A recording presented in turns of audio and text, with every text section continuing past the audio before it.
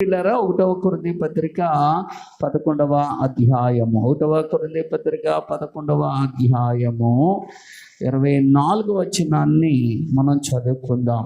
దాన్ని విరిచి, ఇది మీ కొరకైన నా శరీరము, నన్ను జ్ఞాపకం చేసుకుంటూ దించేయడని చెప్పాను. ఇది మీ కొరకైన నా శరీరము. హల్లెలూయా, హల్లెలూయా. ఇది మీ కొరకైన నా శరీరం అని. ఏమండి, ఈ మాట ఎవరు చెప్తున్నారంటే పౌలు గారు. అమ్మా, ఇది పౌలు గారు చెప్పట్లేదు, ఇది యేసుక్రీస్తు ప్రభువారే చెప్తున్నారు. హల్లెలూయా. ఆ మాటను ఉన్నది ఉన్నట్లుగా పౌలు గారు మనతో చెప్తున్నారు. హల్లెలూయా. ఇది విషయం అన్నమాట. హల్లెలూయా. అయితే యేసుక్రీస్తు శరీరం తినడం ఏంటి, యేసు ప్రభు రక్తం తాగడం ఏంటి? మనం ఏమన్నా నరమాంస భక్షకులవా? ఇదేంటండి వీళ్ళు మరీ విడ్డూరంగా చెప్తున్నారు అని కొంతమంది ఏమండి తెలుగు తక్కువ క్రైస్తవులు, కొంతమంది ఏమండి అన్య జనాంగంలో ఉన్నవారు చాలా ఆశ్చర్యంగా ఈ మాటను మాట్లాడి హేళన చేస్తూ ఉన్నారు. ఏమంటే ఎటకారం చేస్తూ ఉన్నారు. ఏ రీతిగా ప్రభువు ఆ యేసు తన శరీరాన్ని మనతో తినగలడు, ఏ రీతిగా ఆయన రక్తాన్ని మనతో తాగగలడు? ఆ రొట్టె వీళ్ళకి ఏమైనా మతి ఏమైనా చెల్లించిందా? ఆ రొట్టె మొక్కను పట్టుకొని ఏమంటున్నారు? మాంసం అంటున్నారు. ఏ మాంసం? యేసుక్రీస్తు శరీరం అంటున్నారు. ఆ ద్రాక్షారసాన్ని పట్టుకొని వీళ్ళు ఏమంటున్నారు? రక్తం అంటున్నారు అని కొంతమంది ఆలోచన చేస్తుంటే, కొంతమంది దానికి జవాబు చెప్పలేక ఆ శరీరాన్ని అది ఏమంటున్నారంటే, ఇది ఆయన శరీరానికి సాదృశ్యము. ఏంటంటే ఏది? ఈ రొట్టె ముక్క ఆయన శరీరానికి సాదృశ్యము, ఈ ద్రాక్షరసము ఆయన రక్తానికి సాదృశ్యము అని చెప్తున్నారు. బైబిల్లో ఎక్కడైనా సాదృశ్యం అనే మాట ఉందా? ఉంటే అసలు గొడవ వచ్చింది బైబిల్లో. ఏం గొడవ అంటే, యేసు ప్రభు వారు జీవించిన కాలంలోనే ఆయన ఒక రొట్టెని ఎత్తుకొని ఏమన్నాడంటే విరిచి, ఇది నా శరీరము అన్నాడు. ఏంటి శరీరం అన్నాడు ఒకడు. ఆయన మళ్ళీ పాత్ర ఎత్తి, ఇది నా రక్తం అన్నాడు. ఇది ఆయన రక్తమా? ఎవడైతే నా శరీరము తిని నా రక్తము త్రాగుతాడో వాడు నిత్య జీవం కలవాడు అన్నాడు. వాళ్ళందరికీ ఏమండి మన గురువు గారికి అనగా యేసుక్రీస్తు ప్రభువారికి కొంచెం మతి ఏమన్నా చెల్లించిందేమో అన్నట్టుగా అయోమయ గందరలోకి వెళ్ళారు. కానీ ఎవరు నమ్మారంటే ఆయనను ప్రేమించిన వారే నమ్మారు. దేవుని స్తోత్రం. నేను అదే చెప్తున్నాను. ముందు మీరు చేయవలసింది ఏంటంటే, దేవుణ్ణి మేము ఆరాధన చేసేస్తున్నామండి, దేవుణ్ణి మేము ప్రతిరోజు ఆదివారం చర్చికి వచ్చేస్తున్నామండి, ఇది కాదు. ముందు ఆయన ప్రేమించండి. ముందు మనం చేయవలసిందేంటి? ప్రేమను వృద్ధిపరచుకోవాలి ఆయనతో. హల్లెలూయా. మనలో ప్రేమ ఎప్పుడైతే డెవలప్మెంట్ అవుతుందో ఆయన విషయాలన్నీ అర్థమవుతాయి. ఒక ప్రియుడికి ప్రియురాలు ఎప్పుడు అర్థమవుతుందో తెలుసా? ఆ ప్రియుడు ప్రియురాలిని ప్రేమించినప్పుడు. ఏమండి, ఒక ప్రియురాలు భర్త ఆ ప్రియుడు ఎప్పుడు అర్థమవుతాడు తెలుసా? ఆ ప్రియురాలు ఆ ప్రియుడును ప్రేమించినప్పుడు భలేగా అర్థమవుతూ ఉంటారు. కొన్నాళ్ళు అయిన తర్వాత, పెళ్ళయిన తర్వాత ఇంక ప్రేమ ఉండదు, వాళ్ళకి ప్రేమ ఉండదు. మరి ఏముంటుంది? ప్రేమ తగ్గిపోతుంది. ఈ లోకమైన విషయాలు ఒక్కొక్కరు మనసులో పెట్టుకొని ఒకరినొకరు ఇప్పుడు ఏం చేసుకుంటారంటే దూషించుకుంటూ, ద్వేషించుకుంటూ తప్పులు వెతుకుతూ ఉంటారు. నీలో ఈ తప్పులు లేవా, నీలో ఈ తప్పులు లేవా అంటే ఒకరు తప్పులు ఎన్నవారు ఒకరి వైపు నువ్వు చూపిస్తున్నావంటే నీలో కూడా తప్పులు ఉంటాయి. కాబట్టి నేను అంటాను, వాదముల వైపు, ఏలు పెట్టుకుని చూపించుకునే వైపు, ఏమంటే నాది కరెక్ట్ నీది కరెక్ట్ అనే ఆ మాటల వైపు పక్కన పెట్టి మనం ఒకటి నేర్చుకోవాలి. ఏంటి అని అంటే ప్రేమించడం నేర్చుకోవాలి. అందుకే భార్యను ఎప్పటి వరకు ప్రేమించాలంటే గోతులకు వెళ్ళే వరకు ప్రేమించాలా. భర్తను ఎప్పటి వరకు ప్రేమించాలంటే గోతులకు వెళ్ళే వరకు ప్రేమించాలా. ఆ ప్రేమ ఆ ప్రేమ ఎన్ని సమస్యలు వచ్చినా ఆ ప్రేమ బంధం ఏమవుతుందంటే తెగిపోదు. అంతేగాని నాది నీది కరెక్ట్ అనుకుంటే నీ వైపే కనబడుతుంది. అది రెండు తీసుకెళ్ళి ప్రభు దగ్గర పెట్టామనుకోండి, ఆ కరెక్ట్ ఏంటో ఆ న్యాయాధిపతి అయిన దేవుడు మనకు చెప్తాడు, మాట్లాడతాడు. హల్లెలూయా. అందుకే మనం కరెక్ట్ అనుకోవటం కంటే మన హృదయాలు తీసుకెళ్ళి ఎక్కడ పెట్టాలా? యేసయ్య పాదాల దగ్గర పెట్టినప్పుడు ఆయన మనకు న్యాయం తీరుస్తాడు. అందుకే ఈరోజు గొడవలు ఎక్కువ. ఏమండి, సాగి తెగిపోవడానికి కారణం ఏంటంటే మనుషుల దగ్గర తీసుకెళ్తున్నారు. మనుషులు ఏం చేస్తారంటే పై వేషం చూస్తూ ఉంటారు. అంటే నచ్చిన వాళ్ళకి ఒకలాగా, నచ్చలేని వాళ్ళకి ఒకలాగా చెప్తారనమాట. కానీ యేసయ్య అలా చేయడు. ఉన్నది ఉన్నట్లుగా మాట్లాడతాడు, మనల్ని సరి చేస్తాడు. మళ్ళీ ఎప్పుడు యేసయ్య దగ్గరికి వచ్చిన వాళ్ళు ఇలాగవరు. ఎప్పుడు యేసు దగ్గరికి వచ్చిన వాళ్ళు ఇంకా బంధము స్థిరపరచబడుతుంది. అందుకే యేసుక్రీస్తు దగ్గరికి వచ్చి కూడా బంధాలు తెగిపోవడానికి కారణం ఏంటంటే ప్రేమ లేకపోవటము. ఏమి లేకపోవడం? ప్రేమ సమస్తాన్ని కప్పుతుంది. ప్రేమ సమస్తాన్ని భరిస్తుంది. ప్రేమ చెప్పండి, డంబముగా నేను గొప్ప లేకపో అని ఆ డంబముగా ప్రేమ ప్రవర్తించదండి ఎప్పుడుని. ప్రేమ ఏం చేస్తుంది తెలుసా అండి? ప్రేమ అండి ఓర్పు కలిగి ఉంటుంది. ప్రేమ ఎలా ఉంటుంది? అన్నిట్లో ఓర్చుకుంటుంది. కష్టమైన నీతో ఉంటుంది. అందుకే ప్రేమగా వచ్చిన వాళ్ళు ఏమండి ఏ వ్యక్తుల్ని విడిచి వెళ్ళిపోరు. కొంతమంది చూడండి, ప్రేమించి వెళ్తారు, వెళ్ళి వారి జీవితాన్ని అంతా త్యాగం చేస్తారు. గ్రహం స్టెయిన్ అని ఆయన ఏమంటే ఒరిషా ప్రాంతానికి సేవకు వచ్చాడు. సేవకు వచ్చినప్పుడు ఆయనకి వివాహం అయింది. ఏమంటే వివాహం అయిన తర్వాత ఆ భార్య రాలేదు, ఆస్ట్రేలియాలో ఉంది. ఈయనే వచ్చి సేవ చేసుకొని అన్నీ చేసుకొని వెళ్ళి అని చెప్పాడు. కుష్టి వ్యాధులు, బీదలు, అనారోగ్యంతో ఉన్న వాళ్ళు చాలామంది ఉన్నారు ఆ ప్రాంతంలో. వాళ్ళకి సేవ చేయాలని నేను వెళ్ళాను, నువ్వు కూడా వస్తావా అంటే, మీరు రమ్మనాలే కానీ నేను ఎక్కడికైనా వస్తానండి. అది ప్రేమ. హల్లెలూయా. అంతే, భర్త చెప్పగానే వచ్చేసింది. పిల్లలతో, 3 పిల్లలతో ఆ అడవి ప్రాంతాల్లో ఆవిడ ఉండి సేవ చేశారు. ఏమండి, అంటే అంత లగ్జరీ జీవితాన్ని కూడా వదులుకొని ఎందుకు వచ్చింది? తన భర్త మీద ఏముంది? ప్రేమ ఉంది. ప్రేమ ఎక్కడికైనా తీసుకెళ్ళిపోతుంది. హల్లెలూయా. ప్రేమ లేదనుకో మనం ఇక్కడి నుంచి అక్కడ కూడా తీసుకెళ్ళలేము వాళ్ళని. హల్లెలూయా. అందుకే ఏమండి, దేవుని విషయంలో కూడా, ఇహలోకమైన విషయం చెప్పాను నేను, దేవుడి విషయంలో కూడా మొదట నీకు నాకు ఉండవలసింది ఏంటో తెలుసా? ఆయన మీద ప్రేమ ఉంటే ఇంక అలాగే ఉండదు. ఒక తల్లికి, ఇప్పుడు తల్లి విషయం చెప్తాను. ఒక తల్లికి తన బిడ్డ మీద చాలా ప్రేమ ఉందంట. ఏముంది? ప్రేమ. తన బిడ్డ మీద చాలా ప్రేమ ఉందంట. ఆ బిడ్డను ఏమండి రాజుగారు ఏం చేశారట, ఆ ప్రాంతం మీదకి దండయాత్ర వెళ్ళి తన బిడ్డను కూడా పట్టుకెళ్ళిపోయారట. ఉయ్యాల్లో ఉన్న తన బిడ్డను కూడా పట్టుకుపోయారట. పట్టుకుపోతే ఆ పొలం చేసుకుని వచ్చిన ఆమెకి తెలిసిందంట, ఏమని? నీ బిడ్డను రాజుగారు ఎత్తుకెళ్ళిపోయారు. ఇప్పుడు ఎక్కడున్నాడు ఆ బిడ్డ? అంతఃపురంలో ఉన్నాడు. ఇప్పుడు ఆవిడ వెళ్ళాలంటే ఆ కోట ఎలా కట్టాడంట తెలుసా? ఇలా కట్టాడట. ఆ కోట ఎవ్వరు ఎక్కలేరు. ఎక్కలరా? ఇలాగుంటే, నిలువుగా ఉంటే ఏదో ట్రై చేయొచ్చు, ఏ తోట వేసి అలాగెళ్తుంది అనుకో. ఇలా కట్టాడట. కడితే వెళ్ళడానికే వీల్లేదు. అమ్మా, ఆ తల్లి తన బిడ్డ మీద ఉన్న ప్రేమను అంతా నింపుకొని వచ్చిందట. ఆ కోటను చూసిందంట, చాలా పెద్దగా ఉంది ఆ గోడ. కానీ ఆ బిడ్డ మీద ప్రేమ ఏం చేసిందంటే ఆ కోట, ఆ గోడను ఎక్కేటట్టుగా ఆమెను మార్చేసింది.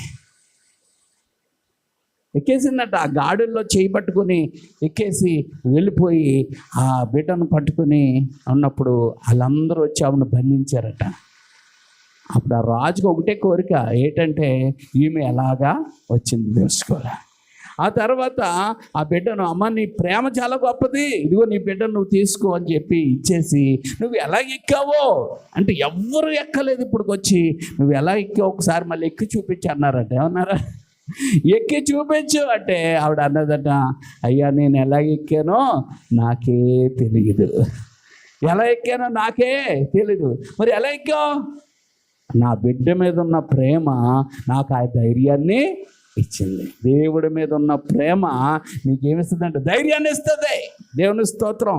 ఏ విషయంలో కూడా ఏమంటే నువ్వు భయపడవు. ఎందుకంటే నీ తండ్రి మీద, లేకపోతే నీ ప్రియుడి మీద, లేకపోతే నీ భర్త మీద దేవుడి పోలికలు అయ్యి ఏమండి, లేకపోతే నీ దేవుడి మీద నీకున్న ప్రేమ ఎలా ఉండాలి? ఆ గాఢంగా ఉండాలి. అంత గాఢంగా ప్రేమ ఉంటే నిన్ను ఎవ్వరు నిన్ను ఏమేం చేయలేరు, నిన్ను ఎవ్వరు ఆపలేరు.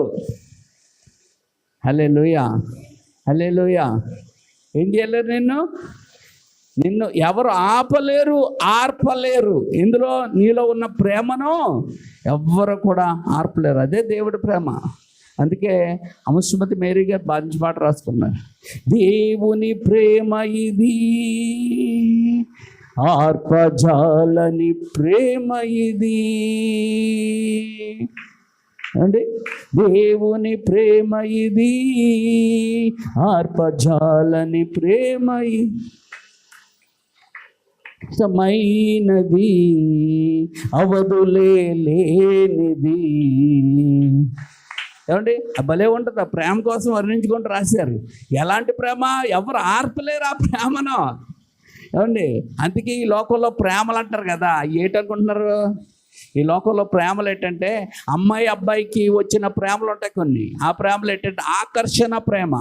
ఇటమ్మా ఆకర్షణ, ముక్కు బాగుందని, పళ్ళు బాగున్నాయని, కళ్ళు బాగున్నాయని, జడ బాగుందని, ఏమంటే ఇలాంటి కొన్ని బట్టి వచ్చే ప్రేమలు ఉంటాయి. అవి ఏంటంటే ఆకర్షణ ప్రేమలు. ఇంకొన్ని ఉంటాయి ప్రేమలు, ఏమంటే భార్య మీద భర్త మీద వచ్చే ప్రేమలు ఏంటంటే ఆ భార్యకి బాగా ఆస్తి ఉందనుకోండి, ఆవిడ నాకు నచ్చేసింది అంటాడు. అంటే ఆ తర్వాత ఆస్తి అంతా పోయింది అనుకోండి, నచ్చలేదు అంటాడు. అలాగే భర్త మంచి బలంగా ఉన్నాడు అనుకోండి, అతడు నాకు నచ్చాడు అంటాడు. పెళ్ళి అయిపోయిన తర్వాత అతడికి ఏ జబ్బు చేసింది అనుకో, నాకు నచ్చలేదు అంటాడు. అంటే ఈ లోకంలో ఉన్న ప్రేమలు దేన్ని బట్టి పుడతా ఉంటాయి? ఏదో ఒక లాభాన్ని బట్టి పుడతాయి, ఆకర్షణ బట్టి. ఆ ఆకర్షణకర్త పోగానే ఈ ప్రేమలన్నీ కూడా పోతాయి. కానీ దేవుని ప్రేమ ఎలాంటిదో తెలుసా ఏమండి? అది ఎవ్వరు ఆర్పలేరు ఇక. హల్లెలూయా. అందుకే దేవునితో ఉన్న కుటుంబాలు బాగుంటాయని చెప్పేది. హల్లెలూయా. రోమపత్రికలో ఏమంటే ఒక చక్కటి మాట, రోమపత్రికలో ఒక చక్కటి మాట ఉంటుంది అన్నమాట. దేవుని స్తోత్రం. హల్లెలూయా. రోమపత్రికలో ఏమండి దేవుణ్ణి ప్రేమించు వారికట అన్ని సమకూడి జరుగుతాయట. దేవుని స్తోత్రం. ఎంతమ్మది చూడండి, 8:28 దేవుణ్ణి ప్రేమించు వారికి అనగా అన్నాడు. అంటే దేవుణ్ణి నువ్వు ప్రేమిస్తే దేవుడు నిన్ను అంటే ఆయన సంకల్పంలో నువ్వు ఉంటావు. హల్లెలూయా. నువ్వు దేవుణ్ణి ప్రేమించగలుగుతున్నావంటే ఆయన సంకల్పంలో ఉన్నావు కాబట్టి ఆయన సంకల్పంలో ఉన్నవారికి సమస్తము అంతే. నీ బాధ్యత, నీ బరువు, నీ జీవితం అంతా కూడా ఆయన సెట్ చేస్తాడు. హల్లెలూయా, హల్లెలూయా. అందుకే ఆయన్ను మనం ప్రేమించాలా. మనం ప్రేమ అనుకుంటాం, కానీ ఏంటి ప్రేమ? ప్రేమ అంటే ఏంటి? ఆయనతో ఉండడం, ఆయనతో గడపడం, ఆయనతో మాట్లాడడం, ఆయనతో జీవించడం. ప్రేమ అంటే అది. ప్రేమ అంటే ఐ లవ్ యూ అంటే అది కాదు ప్రేమ అండి. ప్రేమ అంటే దేవునితో గడపడం, దేవుని మాట వినడం, దేవునికి ఇష్టముగా బ్రతకడం. హల్లెలూయా. అలా బ్రతికిన వారిని దేవుడు క్షేమం ఇస్తాడు. అలా బ్రతికిన వారికి దేవుడు ఆరోగ్యం ఇస్తాడు. అలా బ్రతికిన వారికి దేవుడు సహాయం చేస్తాడు. అలా బ్రతికిన వారు ఎలా ఉంటారంటే సూర్యుడిలాగా ఉంటారట. ఎలా ఉంటారబ్బా? సూర్యుడిని ఎవరన్నా ఏమైనా చేయగలుగుతారా? ఉమ్మేయగలుగుతారా? సూర్యుడు ఉమ్మెత్తి నీ మీద పడుతుంది అది కదా. కాబట్టి నేను ఎవ్వరు ఏమీ చేయలేరు, ఎందుకంటే నీ పక్షాన సైన్యములకు అధిపతి యెహోవా తోడుగా ఉన్నాడు కనుక. అందుకే మీకు ఒక విషయం తెలుసా, యోసేపుకు దేవుడు తోడై ఉన్నందున యోసేపును కొన్ని ఇబ్బందులు పెట్టగలిగారు, కానీ ఎవ్వరు యోసేపును నాశనము చేయలేదు. చేశారా? ఇబ్బందులు పెట్టారు. ఇబ్బందులు మనల్ని కూడా ఇబ్బందులు పెడితే పెట్టచ్చు, ఈ లోకంలో ఉన్నాం కాబట్టి ఏం పర్వాలేదు. హల్లెలూయా. కానీ చూడండి, యోసేపును దేవుడు విడిచిపెట్టలేదు. మరి ఏం చేశాడు? ఆ దేశమునకే ప్రధానిగా మార్చాడు యోసేపుని. హల్లెలూయా. అర్థమైందా? అంటే ఈరోజు నీవు దేవుడు భక్తిలో ఉండి దేవుడితో ఉన్నప్పుడు కొన్ని కష్టాలు, ఇరుకులు, ఇబ్బందులు నువ్వు అనుకున్నవి జరగకపోయినా పర్వాలేదు, కానీ దేవుని సంకల్పము నీ మీద ఉన్నది కనుక, ఆయన పిలుచుకున్నాడు కనుక తగిన సమయంలో సమకూర్చి జరిగిస్తాడు. హల్లెలూయా. అందుకే యేసుక్రీస్తు శరీరము, ఇది నా శరీరము, ఇది నా రక్తం అంటే కొంతమందికి అర్థం అవ్వలేదు. దేవుడు ఏది చెప్తే అది నమ్మి మనము చెయ్యడమే మన పని. ఇది ఎలాగ జరుగును, ఇది ఎలాగ అవును అన్నట్టుగా మరి అలాగా నువ్వు మాట్లాడడానికి వీల్లేదు. జకరియా లాగా అనుమానించడానికి వీల్లేదు. అందుకే జకరియా అనుమానించాడు. ఇది ఎలాగవుతుంది అంటే, నోరు మూసేయి, నీ నోరు ఇంకా మాట్లాడడానికి ఏం లేదు అన్నాడు దేవుడు. ఏమన్నాడు? నోరు మూసేసాను ఇది అన్నాడు. అంతే. మూసాడా? ఎప్పటి వరకు మూసాడు? తన కొడుకు పేరు పెట్టబట్టే నోరు లేదు కదా, రాశాడు యోహాను అని, అప్పుడే నోరు వచ్చింది. హల్లెలూయా. కాబట్టి మనము నమ్మాలా, దేవుడి మాట ఏం చేయాలా? ఆయన ఉన్నాడని, ఆయన నమ్మవారికి ఫలము దయచేస్తాడని నమ్మవలెను కదా. నమ్మకపోతే నువ్వు ఆయన ఇష్టంగా లేనట్టు. నువ్వు ప్రేమిస్తే నమ్ముతావు. నీ భర్తను నువ్వు ప్రేమించావనుకో భర్త మాట నమ్ముతావు. నీ భార్యను ప్రేమించావనుకో భార్య మాట నమ్ముతావు. నీ తల్లిని ప్రేమించావనుకో ఆవిడ మాట నమ్ముతావు. ఏమండి? హల్లెలూయా. అలాగని గుడ్డుగా నమ్మవసమా? మరి పరీక్షిస్తావు కూడా. హల్లెలూయా. అందుకే పరీక్షించడం వేరు, అనుమానించడము వేరు. ఇది మరి గ్యాప్ పెట్టుకోండి.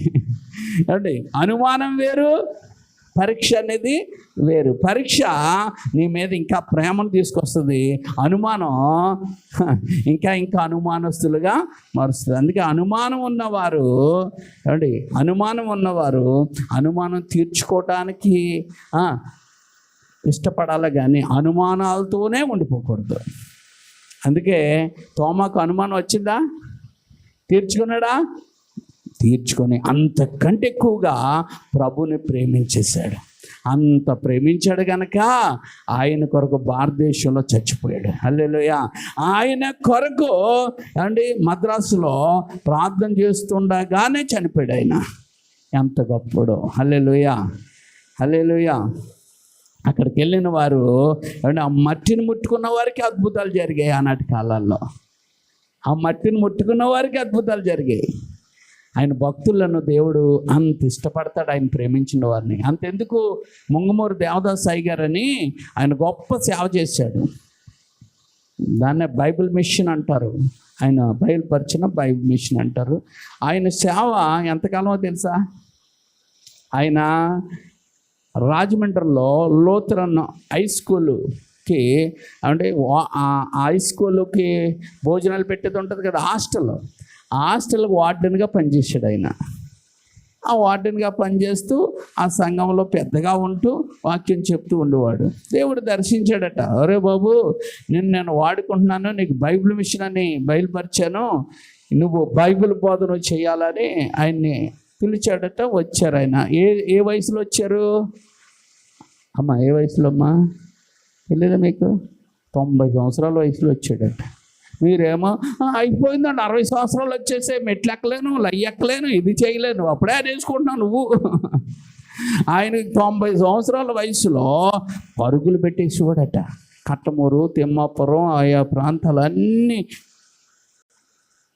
వెళ్ళి కాలినడకలో నడిచేవాడట. ఎన్ని సంవత్సరాలు? అందుకే మీకు ముంగమూరు దేవదాసాయి గారు యవనస్తులు ఎలా ఉంటారు అనుకున్నారు? పెద్ద బూరుబొక్కలు వేసుకొని లావుగా ఉంటాడు ఆయన. అంతేగాని ఉన్నది అది కాదు. అది 90 సంవత్సరాల వయసులో సేవకు వచ్చినప్పుడు వయసులోది అది. అందుకే దేవదాసాయి గారు ఎక్కడున్న ఫోటో ఎలాడుతుంటుంది చూడండి, లోనికి వెళ్ళిపోయి ఉంటుంది. ఎందుకు అనుకున్నారు? అప్పుడే వచ్చాడు సేవకి. అంతకుముందు అంతా ఆయన హాస్టల్లో పనిచేశాడు, వార్డెన్గా పనిచేశాడు. దేవుడు ప్రత్యక్షతలు ఉన్నాయి ఆయనకి. అయినా దేవుడు ఆ సమయం వరకు ఆయన పనిచేశాడు. 90 సంవత్సరాల వయసులో వచ్చి 100 సంవత్సరాలు 120 సంవత్సరాలు బతికాడు ఆయన. మీరేమో మాట్లాడితే 60 వచ్చేసాయండి, ఇంకెప్పుడు పోతానో, కాటికి కాళ్ళు చాపేశాను, 70 వచ్చేసింది, ఏమవుతుందో, 90 వరకు ఉండలేదులేండి. ఇంకా ఈ మధ్యలోనే ఇంకా 60, 70 అని సంవత్సరాలు చూశారు కదా.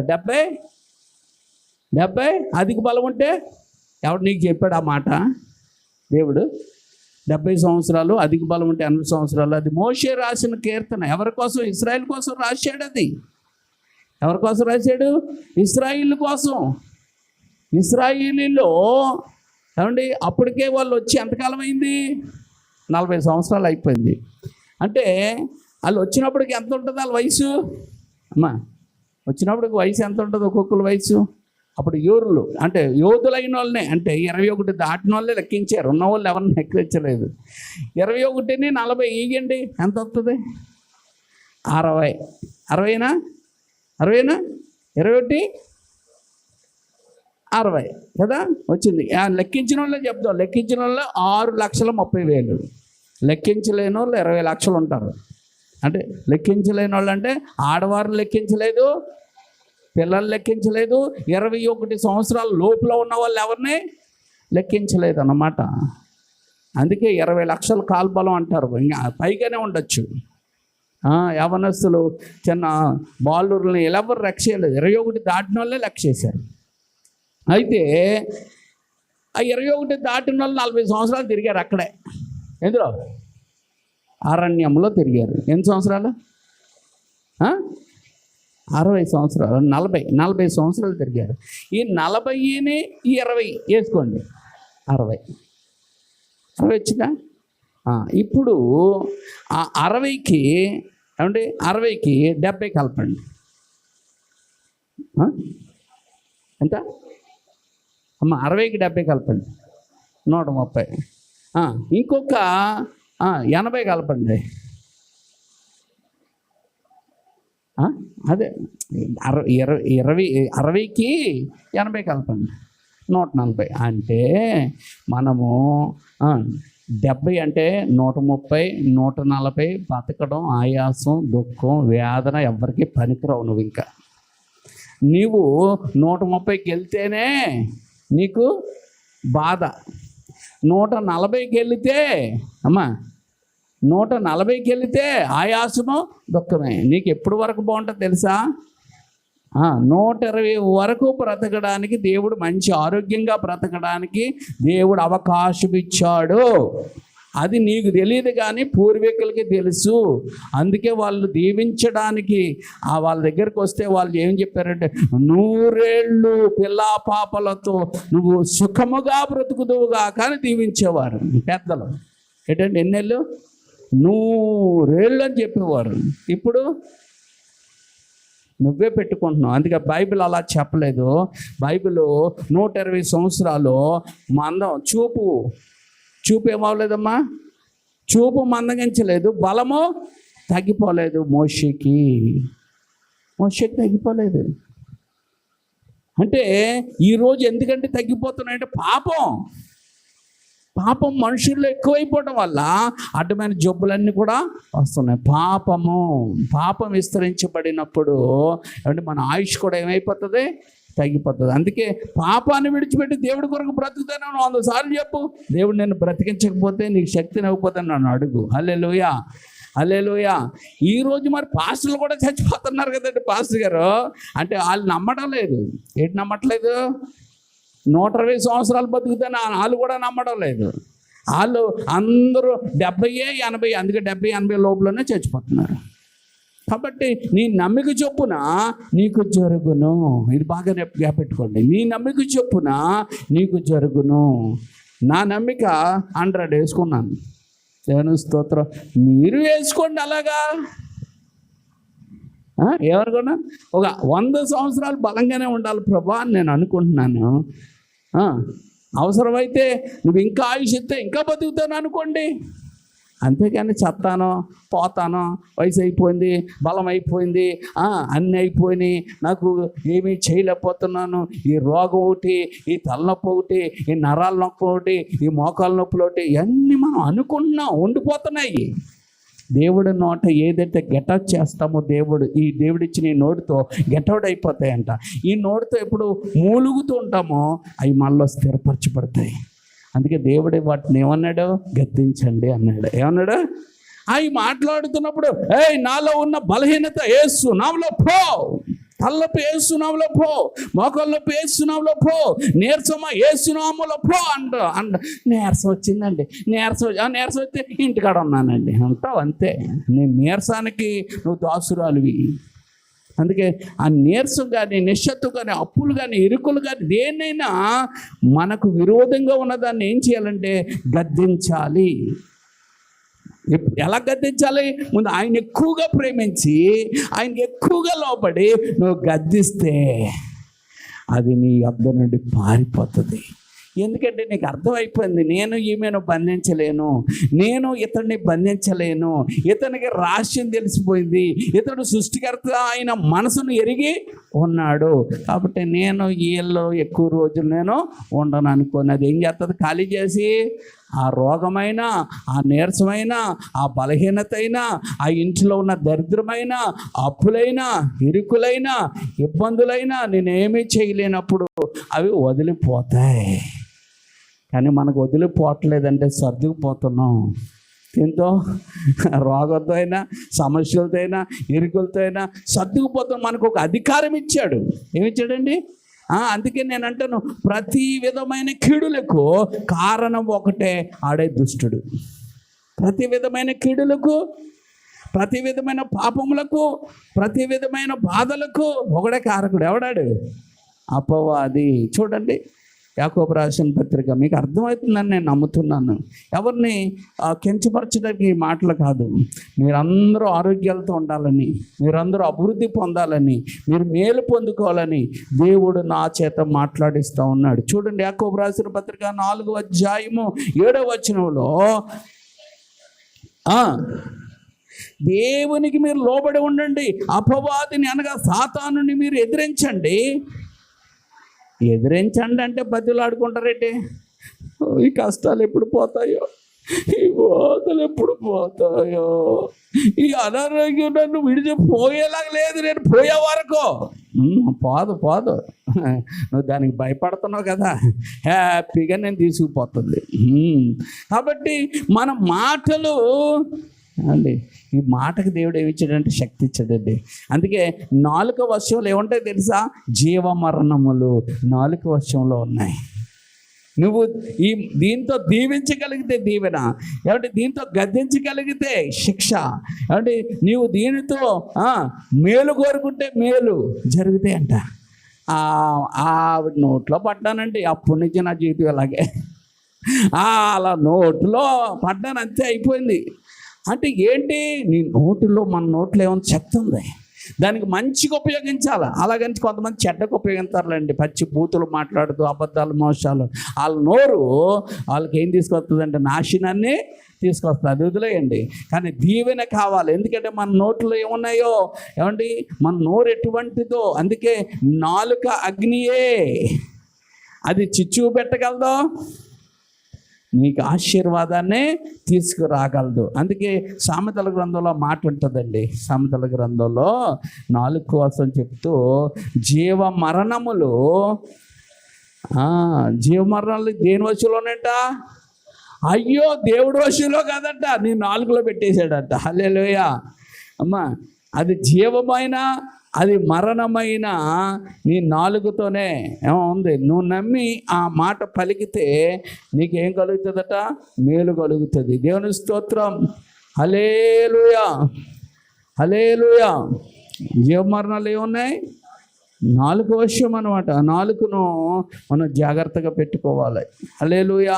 అందుకే నీ హృదయము నిండిన కొలది నీ నోరు మాట్లాడదు. అందుకే దేవుడి మాటలతో మనం పెట్టుకోవాలి. హల్లెలూయా. నింపుకోవాలి. దేవుని స్తోత్రం. హల్లెలూయా. హల్లెలూయా. మీకు అందుకే రక్షణ ఎలాగొస్తుందంటే, చాలామందికి రక్షణ ఎలాగొస్తుందంటే పాపాలు ఒప్పుకుంటే వస్తుందండి అంటారు. పాపాలు ఒప్పుకుంటే ఒక పాయింట్ అది. ఆయన మరణ పునరుద్ధాలు చేసుకుంటాం రెండో పాయింట్ అది. మూడో పాయింట్ ఏమంటే బాప్తిసం తీసుకుంటాం ఒక పాయింట్ అది. అంతేగాని ఒకటి పట్టుకుని వెళ్ళకూడదు. మరి రక్షణ ఎలాగొస్తుందండి అంటే మరొక పాయింట్ ఏంటంటే నీ నోటితో ఒప్పుకోవాలి. ఏమని ఒప్పుకోవాలా? యేసు ప్రభువు నా దేవుడు అని నీ నోటితో ఒప్పుకొని నీ హృదయంలో దాన్ని ఏం చేయాలా? విశ్వసించాలా. అప్పుడు నీకేం కలుగుతుంది? రక్షణ కలుగుతుంది. చూసారా? నోటితో ఒప్పుకోకపోతే రక్షణ లేదు. అందుకే నోటితో చాలామంది ఒప్పుకుంటారు, కానీ ఎవరన్నా అడుగుతారమ్మా యేసు ప్రభువుని నమ్ముకున్నావంట కదా. నేను నమ్ముకోలేదు అంటే నువ్వేం చెయ్యు? నోటితో ఒప్పుకోవట్లేదు. నోటితో ఒప్పుకోకపోతే దేవుడు పరలోక రాజ్యానికి వెళ్ళారు. ఎందుకంటే వాళ్ళని దేవుడు ఒప్పుకోవాలి కదా అక్కడ తండ్రి దగ్గర. ఇదిగో నా బిడ్డలో నా రక్తాన్ని ఆశ్రయించిన వారు, నా రక్తముతో వారి పాపములు కడుక్కున్న నా రక్తము ద్వారా కనబడిన వారు అని ఆయన చెప్పాలిగా అక్కడ. నువ్వు ఒప్పుకుంటా సిగ్గుపడితే అక్కడెక్కడ ఒప్పుకుంటాడు? అందుకే దేవుణ్ణి మనం ఏం చేయాలండి? ఒప్పుకోవాలా. దేంతో ఒప్పుకోవాలా? నోటితో ఒప్పుకోవాలా. చూస్తారు అది రోమీయులకు రాసిన పత్రిక 10వ అధ్యాయము 9వ వచనం. అమ్మా, అవిశ్వసించిన వాక్యం అంటే 9వ వచనం. ఒప్పుకొని ఆయన లేపనని చూసారు, రక్షణ వచ్చిద్దా? ఆ తర్వాత రక్షణ ఇంక రావాలా? ఒప్పుకుంటూ వచ్చేద్దా? ఇంకొక పాయింట్ చేయాలి. అదేంటో తెలుసా?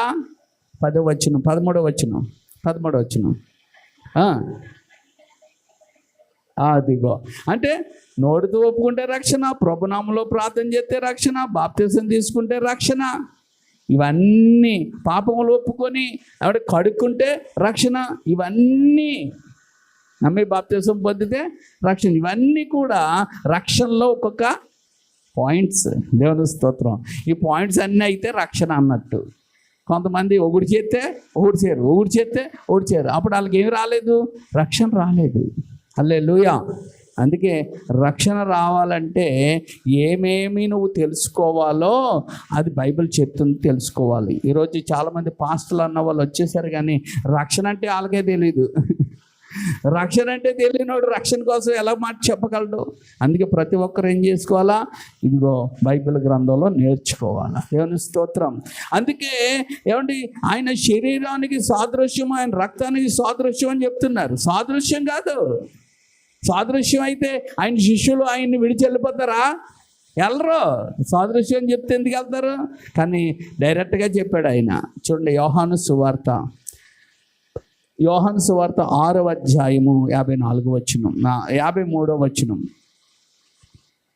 54 చదవండి. 54. నా శరీరము తిని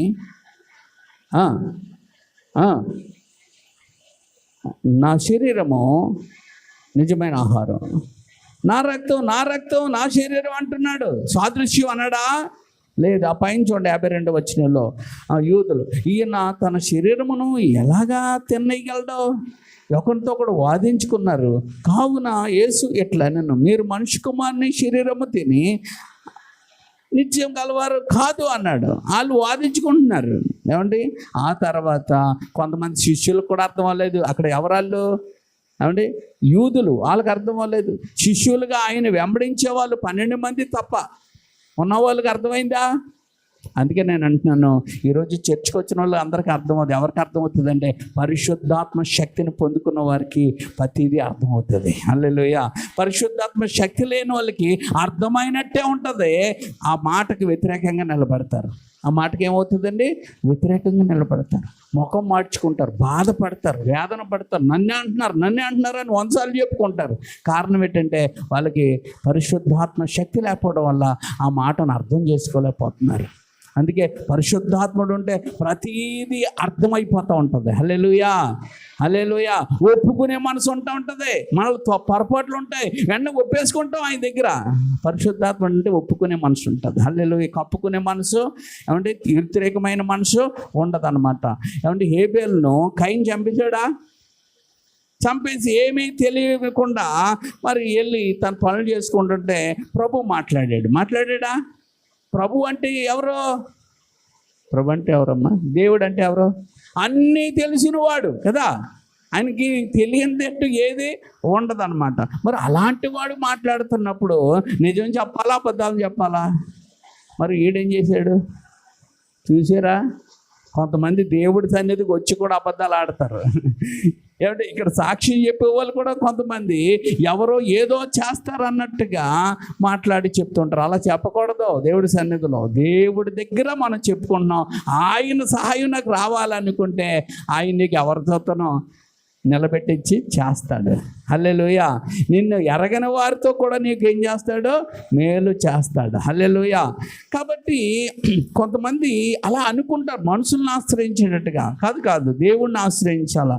అక్కడ మనం చూసుకున్నట్లయితే, రా బాబు నీ తమ్ముడేడి అని అడిగాడు. కయీను నీ తమ్ముడేడి అని అడిగినప్పుడు కయీను ఏమన్నాడు?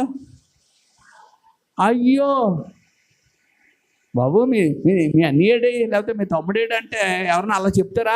ఏం చెప్తారు? మా తమ్ముడు అక్కడికి వెళ్ళాడండి, ఇక్కడికి వెళ్ళాడండి, అదండి ఇదండి అని చెప్తారు కదా. అంతేగాని నేను కాపలా ఉన్నాను ఎవడంటారా? కానీ ఇది అంటానికి కారణం ఏంటి తెలుసా? లోన ద్వేషం పెట్టుకున్నాడు. తమ్ముడి మీద ప్రేమ ఉంటే ఆయన ఎందుకు చెప్తాడండి? ద్వేషం ఉంది. ఆ ద్వేషము కోపంగా మారుతుంది. అందుకే కొన్ని కోపాలు, ప్రేమతో ఉన్న కోపం బాగుంటుంది, ప్రేమతో ఉన్న కోపము తిడతారు, మళ్ళీ వచ్చి చెయ్యి పట్టుకుంటారు, మళ్ళీ వచ్చి మనకు కావాల్సినవన్నీ వండుతారు. అమ్మ ప్రేమ లాంటిది అది. హల్లెలూయా. నాన్న ప్రేమ లాంటిది అది. కొంతమంది ప్రేమలు ఉంటాయి, లోన ద్వేషం పెట్టుకొని మంచిగా మాట్లాడుతున్నట్టు మనల్ని ఎక్కడికి తీసుకెళ్తారో? మనల్ని నాశనం చేయటానికి, మనల్ని పాడు చేయటానికి, మన కుటుంబాన్ని ఎడదీయడానికి, మన కుటుంబంలో మనం చేస్తున్న డెవలప్మెంట్ని నాశనం చేయటానికి. ఒక కుర్రాడు అంటే ఒక పొక్కులు నేర్చుకుంటాకి వెళ్ళాడు. అది నేర్చుకుని డ్రైవర్ అయితే వాడి జీతం ఎంత అనుకుంటారు? 50,000, 40,000 అలా ఉంటాయి. అయితే అక్కడికి వెళ్ళి పని చేస్తుంటే వాళ్ళు ఏం చెప్పారు? అది తోడరా ఇది తోడరా అని చెప్తారు. అంతే కదా. ఈ వెళ్ళినోడు ఏం చేసాడంటే ఇదే జాబ్ వచ్చేరా అని ఆడిని తీసుకుని వచ్చేసాడు. ఆడు మాట నీడు వచ్చేసాడు. ఈరోజు ఆడు ఏం చేసుకుంటున్నాడు? సెక్యూరిటీ గార్డ్ పని చేసుకుంటున్నాడు. ఎంతకి? 10,000కి. ఇప్పుడు ప్రొక్లైన్ నేర్చుకున్నవాడేమో ఆడు 40,000 ఏమండి 50,000 ఆడు సంపాదించుకుంటే ఈడేం చేసుకుంటాడు? 10,000 సంపాదించుకుంటున్నాడు.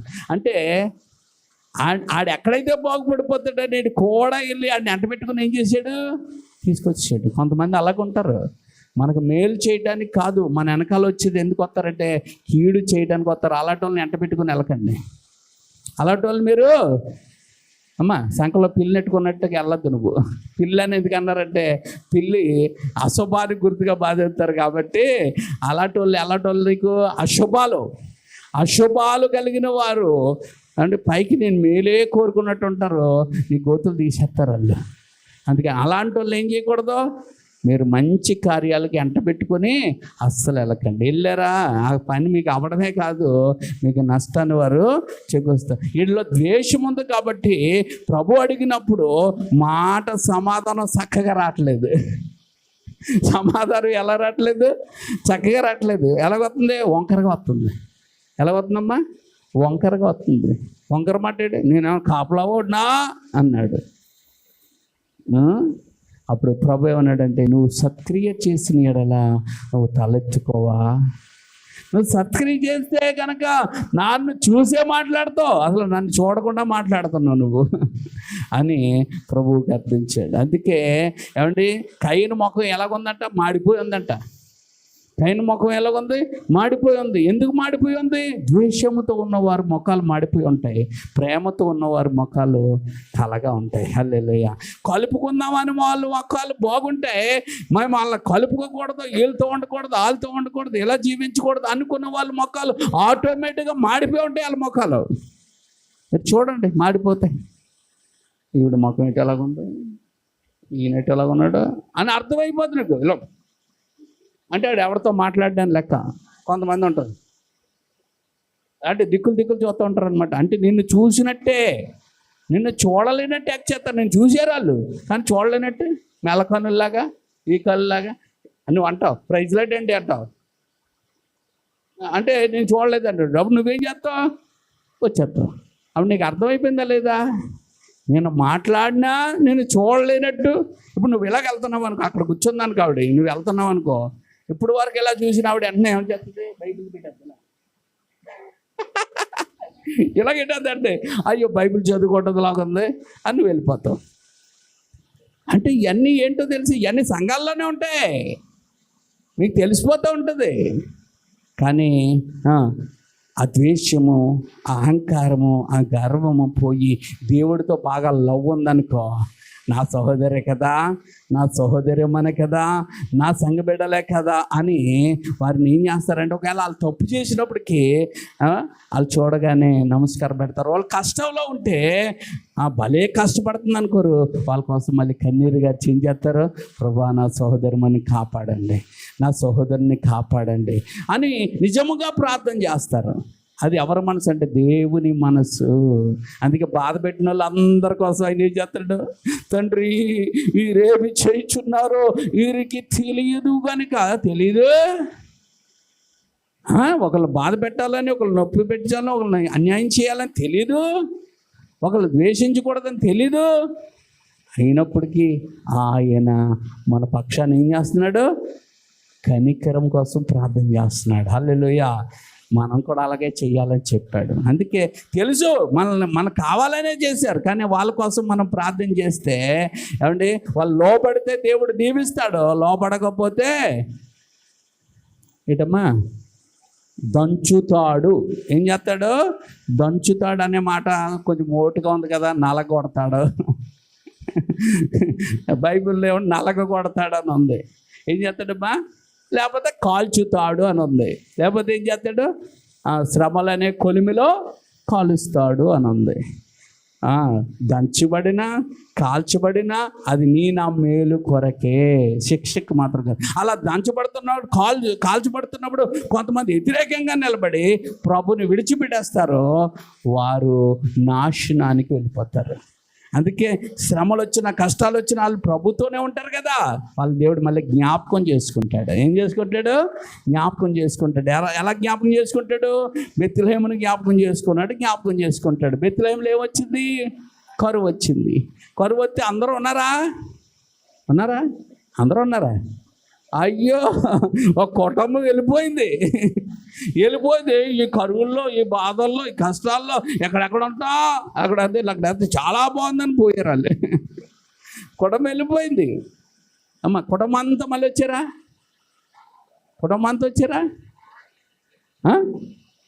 మోడ్లు వచ్చాయి. ఏమొచ్చాయి? మోడులు వచ్చాయి. 2 మోడ్లు వచ్చాయి. 3 మోడ్లు, 3 మోడ్లకి 2 మోడ్లు వచ్చాయి. కానీ ఆ రావడం బట్టి దేవుడు మళ్ళీ ఆశీర్వదించాలని ఆయన సంకల్పించాడు. హల్లెలూయా. అందుకే ఏమండి రూతు యేసుక్రీస్తు వంశావళిలోకి వెళ్ళిపోయింది. అందుకే నయోమి మధురంగా మార్చబడ్డది. హల్లెలూయా. అందుకే నువ్వు రావడం దేవుడి చిత్తం అంతే. హల్లెలూయా. ఆయన ఏం చేస్తాడు? 3 బారిన జీవితాలను చిగురింపజేయగలవు నీవు. 3 బారిన చిగురింపజేయగలవు నీవు. మారా అనుభవం మధురముగా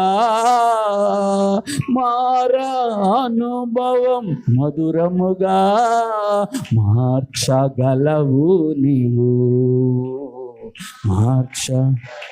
ఒకవేళ మారా అనుభవంలో నడుస్తుంటే కొద్ది రోజుల్లో నీ జీవితం మధురంగా మార్చబడుతుంది. హల్లెలూయా.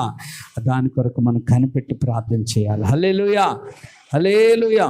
కాబట్టి కొంతమంది శిష్యులు వెళ్ళిపోయారట, వెనకడిగేశారట, ప్రభుని విడిచిపెట్టేశారట. చూడండి యోహాను సువార్త, ఏమండి కొంచెం సత్యం కఠోరంగా ఉంటుంది. సత్యం ఎలా ఉంటుంది? కఠోరంగా ఉంటుంది. ప్రభు చెప్పింది మనం నమ్మడమే, ఆయన ఏం చెప్తే అది నమ్మడమే ఆయన బిడ్డల లక్షణం. చూడండి యోహాను సువార్త 6వ అధ్యాయము 65 వచనం కాదు 66 చదవండి. అప్పటి నుండి ఆయన శిష్యుల్లో అనేకులు వెనక తీసేశారు, మరి అన్నడును ఆయన వెంబడించలేదు. కాబట్టి అక్కడ ఉన్న వాళ్ళు కూడా యేసుప్రభు వారు చూశారు, వాళ్ళు వెళ్ళిపోతున్నారు, మీరు పోతారా అన్నాడు. ఎవరిని? 12 మంది శిష్యులను కూడా. వాళ్ళు ఏమన్నారు? పేతురుకి అర్థమైపోయింది. పేతురు బాగా అర్థం చేసుకున్నాడు. అందుకే పేతురు ఏమండి దేవుడి వైపు చూచాడు కనుక పేతురుకు బాగా అర్థమై అంటాడు, నీవే నిత్య జీవపు మాటలు గలవాడు, నీవు దేవుని పరిశుద్ధుడువు, మేము నమ్మాం, ఎరిగి ఉన్నాం అని ఆయనతో చెప్పాడు. అదే అంటున్నాను, నమ్మండి, ఎరిగి ఉండండి. నమ్మండి, ఎరిగి ఉండండి. ఏమని? ఆయన నిత్య జీవం కలిగిన మాటలు కలిగినాడని, 2 ఆయన పరిశుద్ధుడని. ఈ 2 నమ్మి ఎరిగుంటే మీ జీవితాలు ఎన్నడూ యేసులోంచి తొలగిపోరు, స్థిరముగా ఉంటారు. వాళ్ళు ఎలాగుంటారండి? వాళ్ళు స్థిరముగా ఉంటారు. అందుకే ఏమంటే ఈ మాటలు ఏది ఆయన శరీరం అనే మాట, ఆయన రక్తం అనే మాట ఇప్పుడు కూడా క్రైస్తవ లోకాలకు కూడా చాలామందికి జీర్ణించుకోరు. అలాగ అన్నామంటే అలా సాదృశ్యం అంటారు. సాదృశ్యం కదండి, అక్కడ శరీరమే రక్తమే అని చెప్పాడు. ఎక్కడ సాదృశ్యం అని ఉండదు. హల్లెలూయా. మనం కూడా అలాగే నమ్మడమే. అలా చెప్పుకోలేదనే కదా కొంతమంది వెళ్ళిపోయారు. ఈరోజు కూడా కొంతమంది అలాగే వెళ్ళిపోయి ఉంటారు. ఏమంటే మరి ఎందుకంటే ఈ సంస్కారం ఏందని పెట్టాడు? కొంతమంది సంఘంలో ఆచరించట్లేదు, కొంతమంది అయితే సంఘంలో ఉన్న భయపడి రావట్లేదు. ఆ శరీరం తీసుకుంటే, ఆ రక్తం తీసుకుంటే ఏమైపోతుందో అది భయపడుతున్నారండి. కొంతమంది తీసుకోవట్లేదండి అనేవాళ్ళు కూడా ఉన్నారు. నేను అంటాను, భయం అక్కర్లేదు.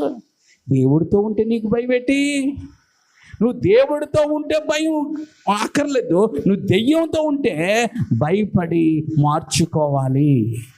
దెయ్యపు కార్యాలు, దెయ్యపు అలవాట్లు, దెయ్యపు పద్ధతులు నీలో ఉన్నాయనుకో, అంటే ఏంటి? దొంగతనం, మోసం, అబద్ధాలు, వ్యభిచారం, ఏమంటే తంపులు, దేవుడికి ఇష్టం లేని కార్యాలన్నీ మనకు తెలుసు కదా. అవన్నీ ఏమైనా ఉంటే అప్పుడు కూడా నువ్వు వెనక్కి వెళ్ళిపోకర్లే, ప్రభు దగ్గర ఒప్పుకొని ఆయన రక్తంతో కడుక్కొని తీసేసుకోవాలి. హల్లెలూయా, హల్లెలూయా. అప్పుడే నీకు దీవెన వస్తుంది. అంతేగాని పాత్ర కడగకుండా భోజనం వండేశారు అనుకోండి, ఏమవుతుంది? భోజనం అంతా పడిపోతుంది. అలాగే నువ్వు కడగబడకుండా దేవుని శరీరం రక్తంలో నువ్వు తీసుకుంటే అది నీకు ఏమవుతుంది? బలహీనత, అనారోగ్యము, ఇంకా ఫుడ్ పాయిజన్ అయి చచ్చిపోతావు కదా. మరి ఇది కూడా అంతే. నీ ఆధ్యాత్మికమైన స్థితిని నువ్వు దేవుడి దగ్గర ఏం చేయాలా? ఆయన జ్ఞాపకం చేసుకోవాలా, నీ లోను పరీక్షించుకోవాలా. నీ లోపాలను ఏమైనా ఉంటే దేవుడికి వ్యతిరేకమైన చూసేవేమో, ఎన్నవేమో, మాట్లాడేవేమో, అప్పుడు ఏం చేయాలా?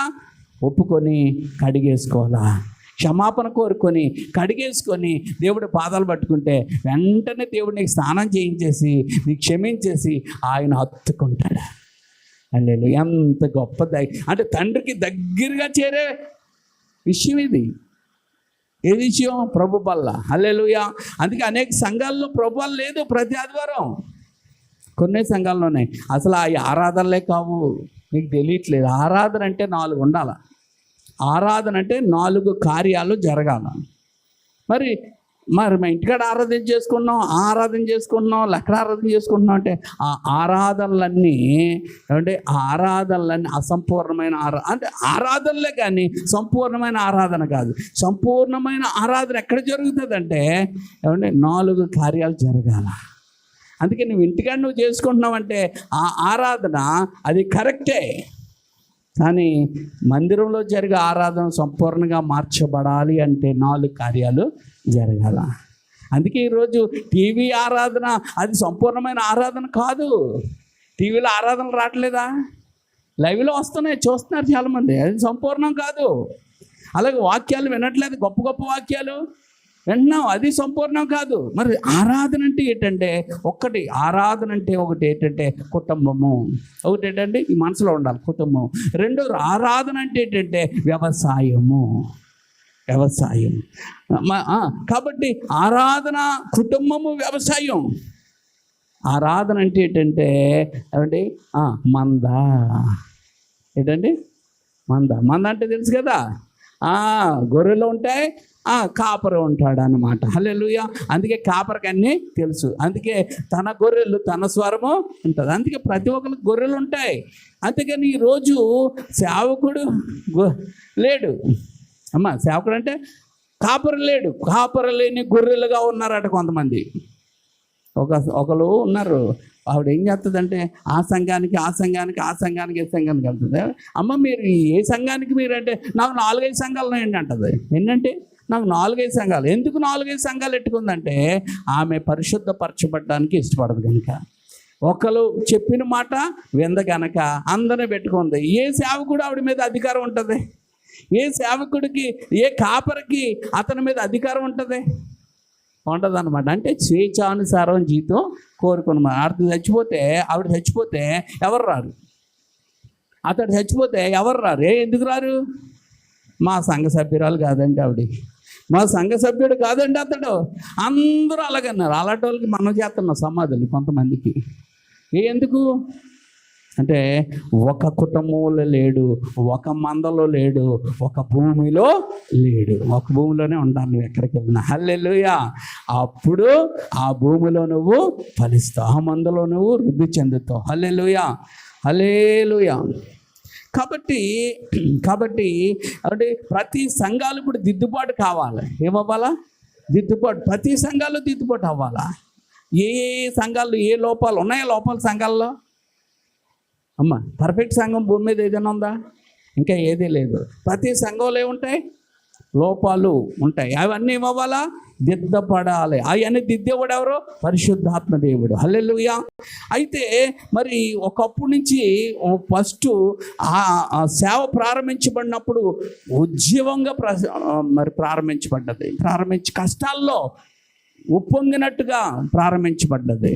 అలా ప్రారంభించబడిన సంఘం క్రీస్తు అంటే శకము 320 కాన్స్టెంట్ అనే చక్రవర్తి ప్రభుని నమ్ముకున్నాడు.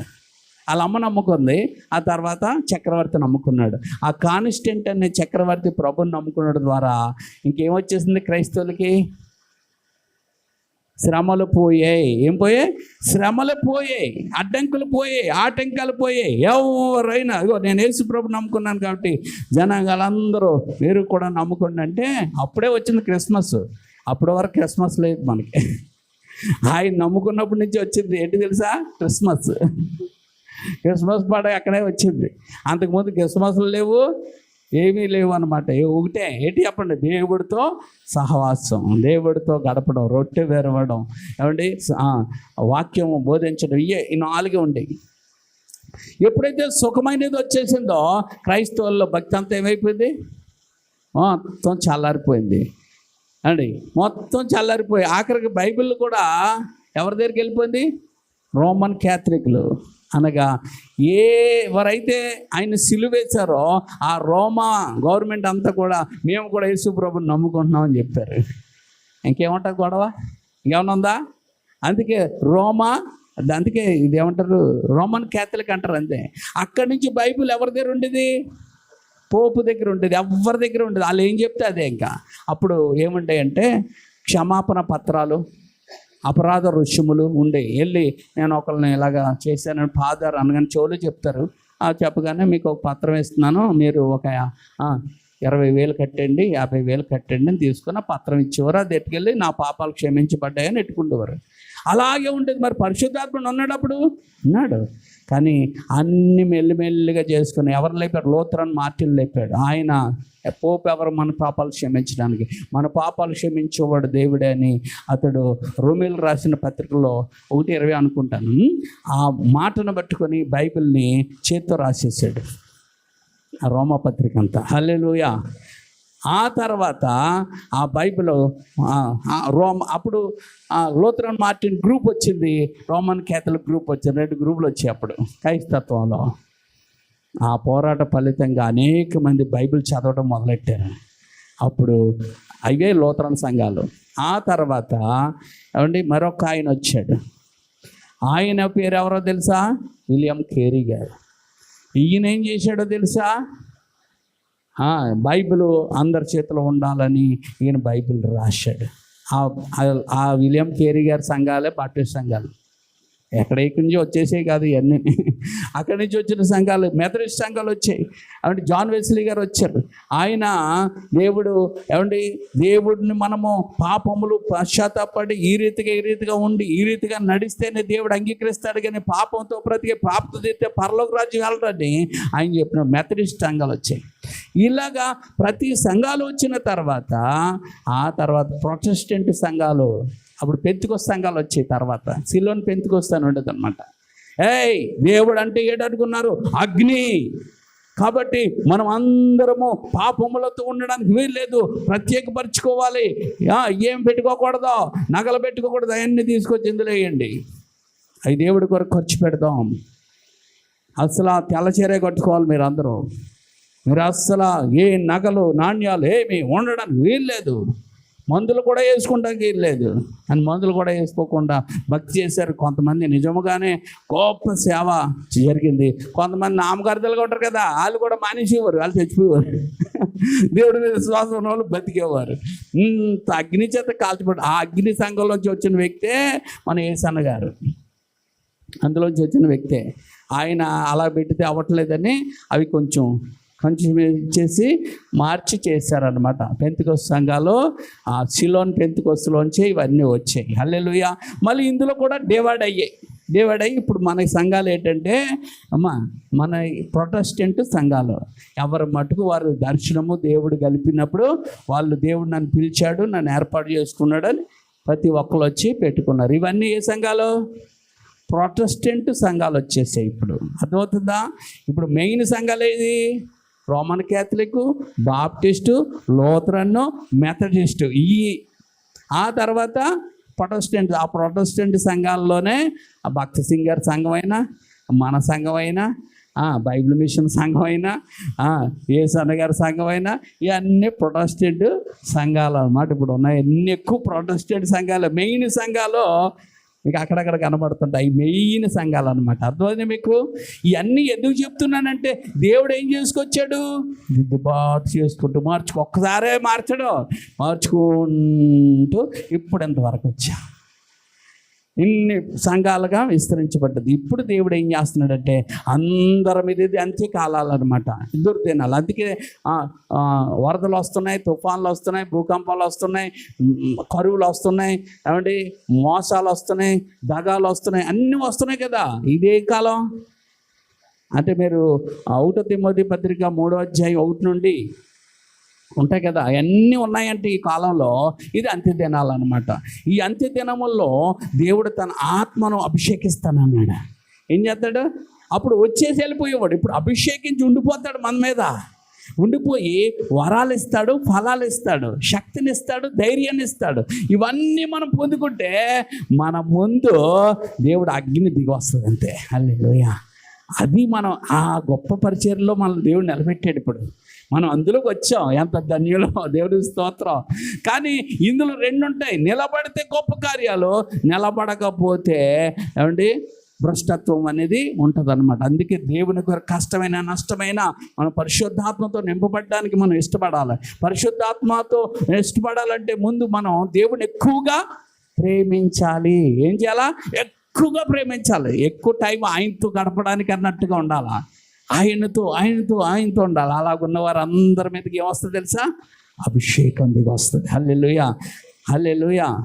అదే ఈరోజు. అందుకే ఏమంటే మనం పాటిస్తున్నాం. మనకు ఆ దేవుడు ఆ ప్రత్యక్షతలు ఇచ్చి మనకు కూడా నేర్పించాడు కనుక 4 విషయాలు మనం పాటిస్తున్నాం. అలాగే అందరూ పాటించట్లేదు. మరి ఎవరు పాటిస్తున్నారు? కొన్ని గ్రూప్ వాళ్ళు, ఎవరు భక్తి సింగర్ వాళ్ళు పాటిస్తారు. అలాగే క్రీస్తు సంఘం ఉంది, అది కొన్ని సిద్ధాంతపరంగా అందులో లోపాలు ఉన్నాయి, కానీ ప్రభురాత్రి భోజన సంస్కారంలో మాత్రం వాళ్ళు కూడా పాటిస్తారు. ఎవరెవరు పాటిస్తారు ప్రతి ఆదివారం? ఎవరమ్మా? బాక్సింగ్ గ్రూపు, క్రీస్తు సంఘము, ఓఫెర్ ఆ గ్రూపులు, మళ్ళాంటి కొన్ని గ్రూపులు ఉన్నాయి. వాళ్ళే పాటిస్తారు. ఎక్కువ శాతం ఏమి చేయట్లేదు, ఇది పాటించట్లేదు. ఇది కష్టంతో కూడిందే. ఏమంటే దిద్దుబాటు చేసుకుంటాం, సరి చేసుకుంటాం సులువ కష్టమా? అందుకే ఇంకా చాలామంది మార్చుకోలేదు, కానీ మార్చుకోవాలి. చూడండి, అపోస్తుల కార్యాల గ్రంథము ఆనాటి కాలంలో ఉన్నట్టుగానే ఈనాటి కాలంలో కూడా మార్చబడాలి. అపోస్తుల కార్యాల గ్రంథము 2వ అధ్యాయం 42వ వచనంలో, ఈ రోజుల్లో ఇష్టం వచ్చిన బోధలు ఉండడానికి వీలు లేదు. మరి ఏ బోధ ఉండాలా? అపోస్తులు. అందుకే ఇష్టం వచ్చిన బోధలు అంటే ఏంటో తెలుసా? ఏమంటే మోషే బోధలు, దావీదు బోధలు ఇవి తీసుకొని అవే ప్రామాణికంగా అంటున్నారు. అది తప్పు. మనం ఎవరు అంటే పాత నిబంధన కట్టుబడిన వాళ్ళు కాదు, మన కొత్త నిబంధన జనులు. మనం ఎవరమ్మా? అందుకే మనం ఏదైనా పాటించాలంటే పాత నిబంధనలో యేసు ప్రభువు అన్న చెప్పి ఉండాలా, శిష్యులైనా చెప్పి ఉండాలా. యేసు ప్రభు పాటించండి, శిష్యులు చెప్పండి, మనం చేయడానికి వెళ్ళేది. అందుకే అపోస్తుల బోధ. ఏ బోధ? అదే అపోస్తులు చెప్పారనుకో, ఏది ఆ గుడారము, ఆ ప్రత్యక్షత ఇవి చెప్పారనుకో, అది మనం చెయ్యాలా. అందుకే వాళ్ళు చెప్పలేదు, అది ఛాయ అన్నారు. పాత నిబంధనలో ఆ గుడారాలు వేసుకుంటాం, ఆ దేవాలయం, అవన్నీ ఏంటి చెప్పండి?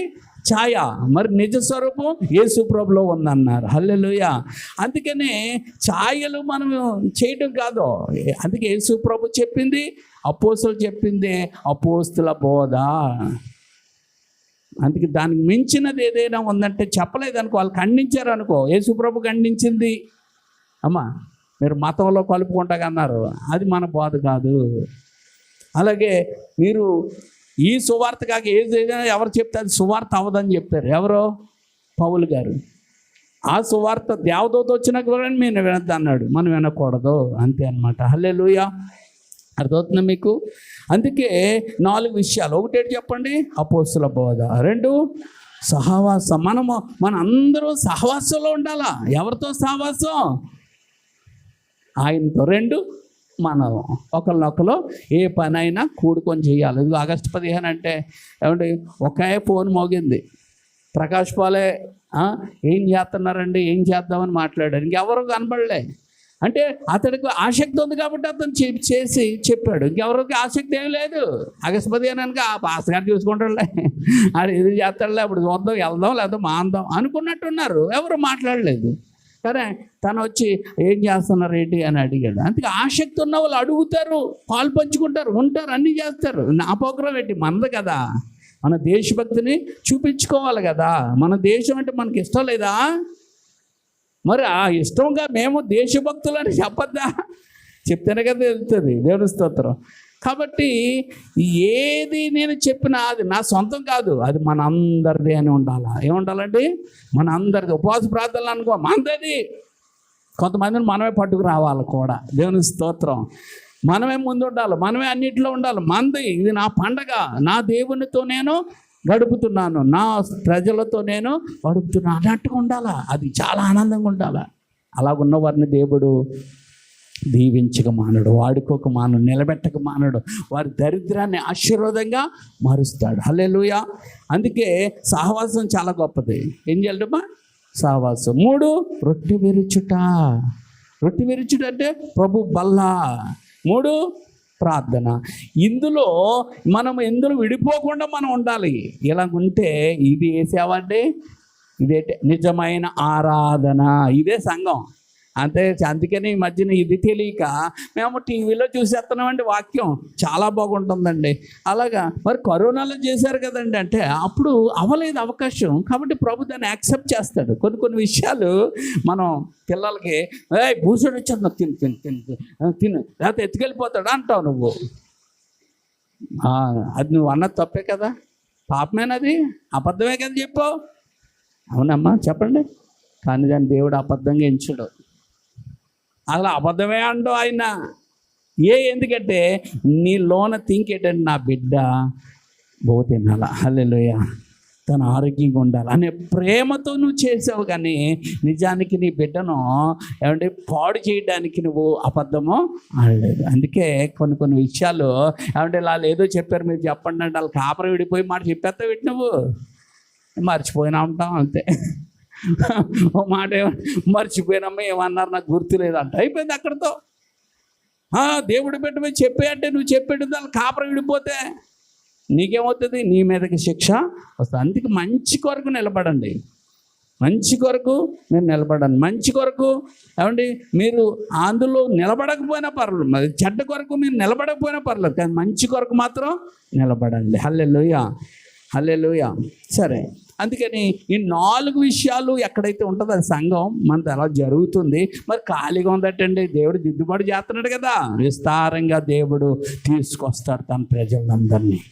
అద్భుతాలు ఆశ్చర్యకార్యాలతో మిమ్మల్ని నింపాలని ముందు మీతో మాట్లాడతాం. మీరందరూ స్ట్రాంగ్ అయిపోయారనుకో, మీ ద్వారానే దేవుడు అద్భుతాలు చేస్తుంటే అనేక మంది ఏమవుతుంది, పరుగులు పెట్టుకొని వచ్చేస్తారండి.